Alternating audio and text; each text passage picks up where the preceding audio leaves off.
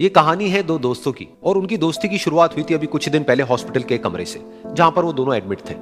तो दोनों में से जो एक था उसको अभी कुछ दिन पहले एक पैरालिसिस का अटैक आया था, जिसकी वजह से गर्दन के नीचे की उसकी पूरी बॉडी पैरालाइज हो गई थी और वो अपनी एक उंगली तक नहीं हिला सकता था।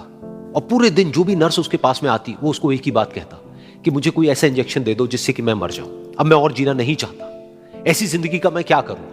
तो उसका जो दोस्त था उस कमरे में, क्योंकि वो चल फिर सकता था, तो रोज सुबह और रोज शाम को उस कमरे में एक खिड़की थी, उसके पास में जाकर के खड़ा हो जाता और अपने दोस्त को बताता कि उस खिड़की के बाहर क्या चल रहा है। बिल्कुल नीला आसमान है, सफेद बादल हैं, हल्की हल्की हवा चल रही है और कुछ पंछी उड़ रहे हैं। एक बहुत ही सुंदर बीच है जहां पर कुछ बच्चे मिट्टी के घरौंदे बना रहे हैं।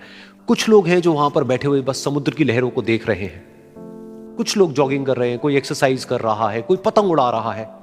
वहां पर एक आइसक्रीम की स्टॉल है जहां पर कुछ लोग आकर के आइसक्रीम खा रहे हैं। और सनसेट के टाइम पे जो पानी है वो पूरा गोल्डन हो जाता है और चमकने लगता है।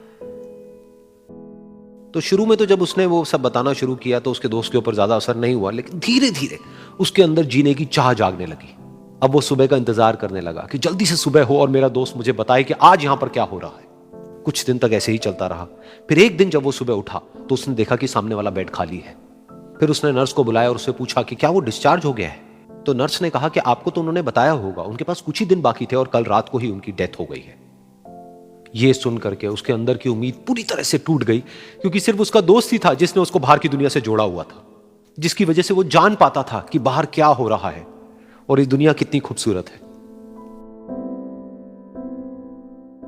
तो कुछ दिन तक तो वो रोता रहा और उसने जीने की चाह छोड़ दी।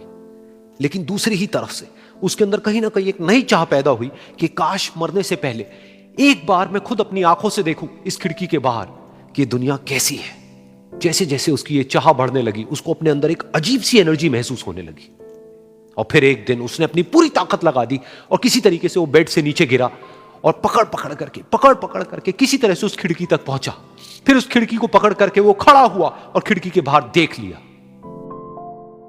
लेकिन खिड़की के बाहर देखते ही वो गुस्से से भर गया। उसने जोर से नर्स को आवाज लगाई और जैसे ही नर्स आई उसने नर्स से पूछा, ये तुमने क्या किया, ये खिड़की के बाहर काली दीवार क्यों खड़ी कर दी। तो नर्स को समझ नहीं आया वो क्या बोल रहा है और वो बोली कि मुझे 5 साल हो गए हैं यहां पर, जब से मैं आई हूं तब से तो ये काली दीवार यहां पर है।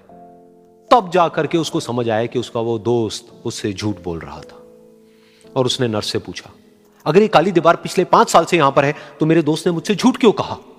तो नर्स थोड़ा सा मुस्कुराई और बोली कि मैं ये तो नहीं जानती कि उन्होंने आपसे झूठ क्यों कहा, लेकिन मैं इतना जरूर जानती हूं कि जो भी कुछ उन्होंने आपसे कहा उसी वजह से आप अभी अपने पैरों पर खड़े हैं।